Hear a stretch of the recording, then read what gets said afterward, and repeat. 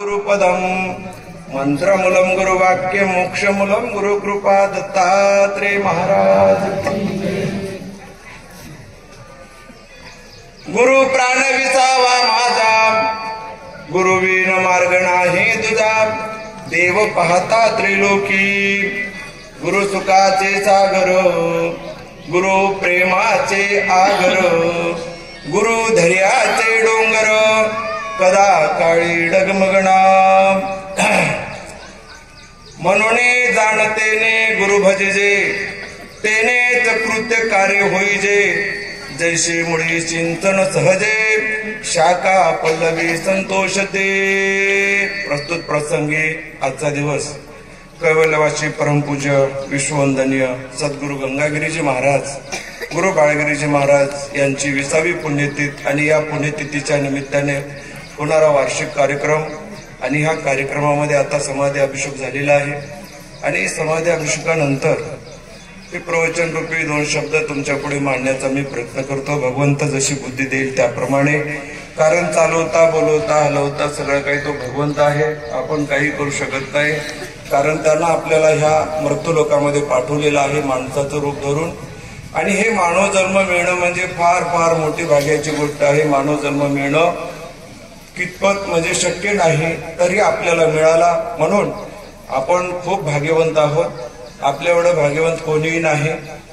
म्हणून या ठिकाणी जमलेले सर्व माझे माता भगिनी व सर्व गुरुभक्त आणि संत महात्मे उपस्थित, प्रातस्मरणीय आमच्या सर्वांचे आवडते असणारे परमपूज्य श्री श्री श्री 108 महंत गोपाळगिरीजी महाराज आणि तसेच डोंगरगावचे महंत गुरु कैलासगिरीजी महाराज आणि सर्व उपस्थित संत महात्मे आणि या संत महात्म्याच्या कृपा दृष्टीने होणारा हा कार्यक्रम। कुठल्याही गोष्टीला बळ लागते महाराज, जसं वासरू फुट्याच्या बळावर उड्या मारत असते त्याप्रमाणे आपण सुद्धा संत महात्म्यांच्या आशीर्वादाने, गुरूंच्या आशीर्वादाने हे सगळं काही जीवन आपलं कर्तव्य करू शकतो। म्हणून भक्त या ठिकाणी कैवल्यवासी गुरु गंगागिरीजी महाराज हे या मरडस गावामध्ये होते। खर तर त्यांचे गुरु होते बाळगीर महाराज आणि बाळगीर महाराज म्हणजे एक आनंद संप्रदायाचे महान संत होऊन गेले। शास्त्र सांगते, हा पंथ सृष्टी आधी म्हणूनच बोलिले वेदी, ते जाणते शास्त्र वेदी वेद षडांगी। या पंथाचा अभिमानी देवदत्ताला मृत्यू होणे, सदा प्रतिष्ठा करुणे राहिला असे। आनंद संप्रदायाचं ज्ञान म्हणजे जनसामान्य माणसापर्यंत अजून घराघरामध्ये पोहोचलेलं नाही। कारण हा पंथ सृष्टीच्या आधी आहे। जेव्हा नव्हते कोठे काही तेव्हा होता स्वयं वसत। जेव्हा कुठंच काही नव्हतं त्यावेळेस मात्र स्वतः गुरु महाराज होते आणि त्याचा सिद्धांत जर सांगितला थोडक्यात सांगतो, जास्त काही सांगणार नाही। कारण का तर गुरु ह्या शब्दाचा फार मोठा अर्थ होतो फक्त गु आणि रू। गु म्हणजे गुणातीत, रू म्हणजे रूपातीत। आपण गुणामध्ये आलो, शरीर रूपाला आलो म्हणजे गुणामध्ये आलो आणि जोपर्यंत आपण शरीर रूपाला येणार आहोत तोपर्यंत आपले भोग संपन्न शक्य नाही। कारण पुनरपी जन्म पुनरपी मरणम पुनरपी जननी जठरे शयनम। कितीतरी वेळा जन्मावे मातेच्या उदराशी यावे, वाचना उठता पतिता व्हावे तरी कान बजावे गुरु राजा। देवासाठी घेतला भोग, देवासाठी घेतला भोग, सर्व भोग तेजेला जड भरतरी रानात गेला, वनात गेला। बरं काय देवाला साध्य करतो म्हणून त्यालाही साध्य झालं नाही महाराज, फार मोठी गमत आहे। कारण संत महात्मे सांगतात, तुकोबाराया सांगतात, टाईची वसुली करा एक चित्त, आळवावे अनंत येण्याची बनते। कुठे जायची गरज नाही, कुठेही जरी आपण गेलं तर आपलं मन मात्र एकविध करावं लागतं। म्हणून एका अभंगामध्ये स्पष्टपणे महाराज सांगतात, तुकोबाराया सांगतात बरं काय, तुकाराम महाराज काय म्हणतात की आपण जन्माला आल्यानंतर ह्या जन्माचं आपलं सार्थक झालं पाहिजे, हा पहिला मुद्दा। दुसरा मुद्दा, आपण जीवन जगत असताना आनंदामध्ये हर्षानंदामध्ये जीवन जगलं पाहिजे। कारण हा प्रपंच जो असणारा आपल्या दृष्टीला जो प्रपंच दिसतो हा प्रपंच नाशिवंत आहे, हा प्रपंच नाशिवंत आहे। म्हणून शाश्वत वस्तू काय आहे याचा विचार करणे हे महत्वाची गरज आहे. म्हणून शाश्वत काय आहे? बोलकट हा संसार एकसार भगवंत. भगवंत नावाची शक्ती ही शाश्वत आहे. म्हणून जी शक्ती शाश्वत आहे त्या शक्तीचं नामस्मरण करणे हा जीवाचा धर्म आहे. म्हणून या ठिकाणी गुरु महाराजांनी आपलं वास्तव्य करून या मर्डस गावामध्ये त्यांनी आपलं जीवन कर्मण केलं. थोडक्यात माहिती सांगतो. आणि जीवन कर्मण करत असताना गुरु गंगागिरी महाराजांनी जनमानसामध्ये दत्त संप्रदायाचा प्रचार करण्याचा त्यांनी प्रयत्न केला. पण त्या दत्त संप्रदायाच्या प्रचाराला तेवढा त्यांना प्रतिसाद मिळाला नाही. कारण ज्या भागामध्ये जो परमार्थ चालतो त्याच परमार्थाची प्रत्येकाला आवड आहे बघतो. कारण परमार्थ कुठलाही करा तो भगवंतापर्यंत जाणार आहे. आपल्याला भगवंतापर्यंत नेण्याचंच कार्य आपले सगळे संप्रदाय करतात. संप्रदाय किती जरी असले जगाच्या पाठीवर, फक्त त्यांचं एकच काम आहे की आपल्याला ईश्वरापर्यंत नेऊन सोडायचं. त्या अविद्यारूपी भवसागरात बुडालेला जीव नामरूपी नवसागरामध्ये बसून त्या जीवाला पहिलं तिला नेण्याचं काम संत महात्मे करतात. मग संत असो की गुरु असो, पण एक मात्र सांगतात, गुरु संत कुळीचा राजा. गुरु हा संतांच्या कुळाचा राजा आहे. गुरुपासून संत झाले पण संतापासून गुरु झाले नाही. म्हणून गुरु हा मेन मुद्दा आहे. जसं वासराला खुटा असतो त्या खुट्याच्या बळावर वासरू उड्या मारत असते, जसं जात्याला खुटा असतो आणि त्या खुट्याच्या जोरावर आपण दळण दळत असतो, त्याप्रमाणे प्रत्येक संप्रदायाला एक मूलभूत आधार आहे. मूलभूत म्हणजे मूळ आधार कोणाचा? मूळ म्हणजे आता त्याच्या पलीकडे काही नाही असं असणार आहे. थोडक्यात मी तुम्हाला सांगतो की गुरु गंगागिरी महाराजांनी हा प्रयत्न केला सांगण्याचा, पण त्यांना प्रतिसाद मिळाला नाही. मी तुम्हाला थोडक्यात सांगतो. परसिद्धांत नावाचा ग्रंथ आहे आनंद संप्रदायामध्ये. जशी आपली भागवत गीता आहे, ज्ञानेश्वरी आहे, रामायण आहे, तसंच एक आनंद संप्रदायामध्ये परसिद्धांत नावाचा ग्रंथ आहे. आणि त्या परसिद्धांत नावाच्या ग्रंथामध्ये उत्तरार्ध आणि पूर्वार्ध याचं निरूपण केलं. उत्तरार्ध आणि पूर्वार्ध म्हणजे उत्तरेकडून पूर्वार्धाकडे, पूर्वार्धाकडून उत्तरेकडे. उदाहरणामध्ये कर्मभूमीपासून ते निरालंब सृष्टीपर्यंत आणि निरालंब सृष्टीपासून ते कर्मभूमीपर्यंत कशी कशी रचना भगवंताने केली. आता तुम्हाला थोडक्यात सांगतो. आपल्या 4 सृष्ट्या आहेत. 4 सृष्ट्या. आपण कोणत्या सृष्टीमध्ये राहतो? आपण कर्मसृष्टीमध्ये राहतो. आपल्याला पृथ्वी नावाचा ग्रह आहे, त्या ग्रहावर आपण राहतो. मग पहिली कर्मसृष्टी, विकार सृष्टी, दिव्य सृष्टी आणि ब्रह्मसृष्टी अशा 4 सृष्टी आहेत. आणि 5वी सृष्टी म्हणजे निरालंब सृष्टी आहे.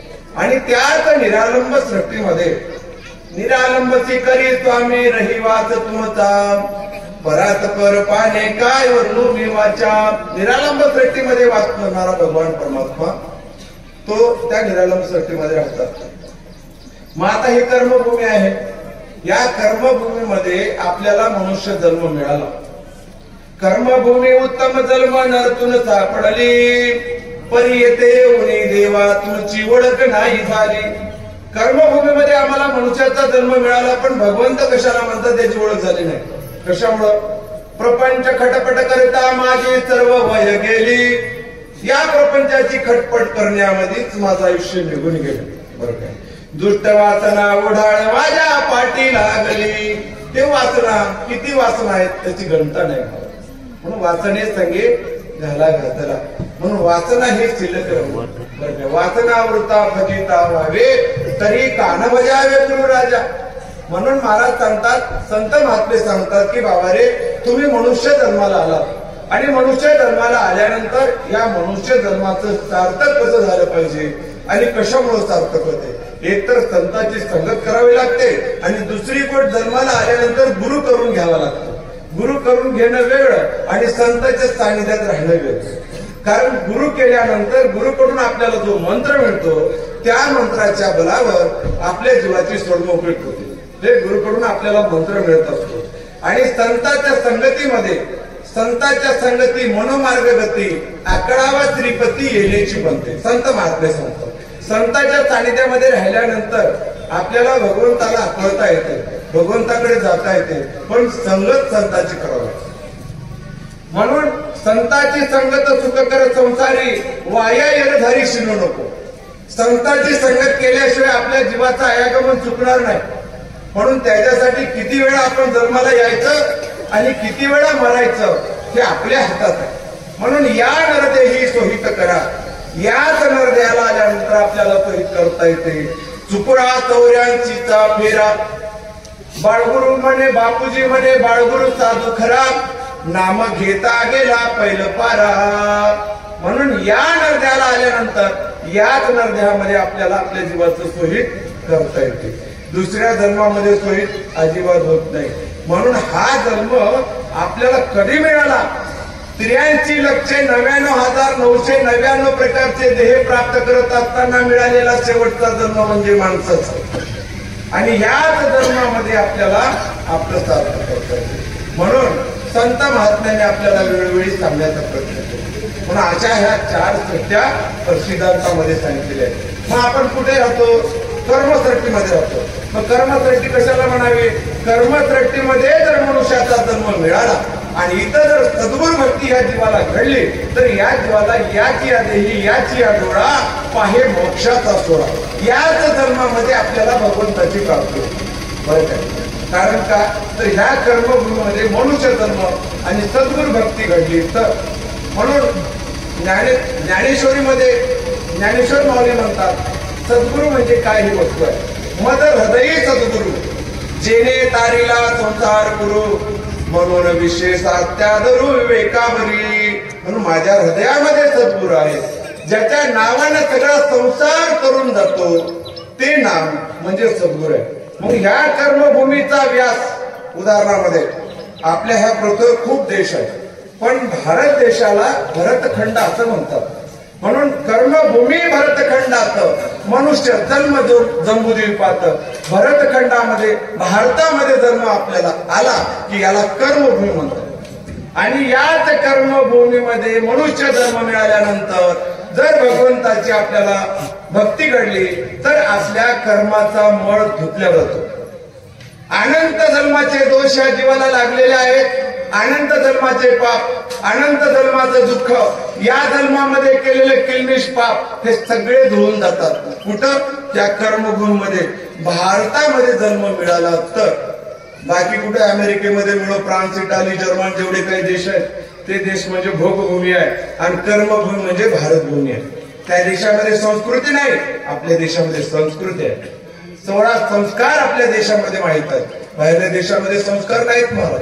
म्हणून त्याच्यासाठी तुम्ही आम्ही एवढे भाग्यवंत आहोत की आपला जन्म भारतामध्ये झाला आणि त्यातल्या त्यात महाराष्ट्रात झाला. महाराष्ट्र म्हणजे संतांची भूमी आहे आणि या महाराष्ट्रामध्ये जेवढे संत झाले तेवढे संत कुठंच झाले नाही.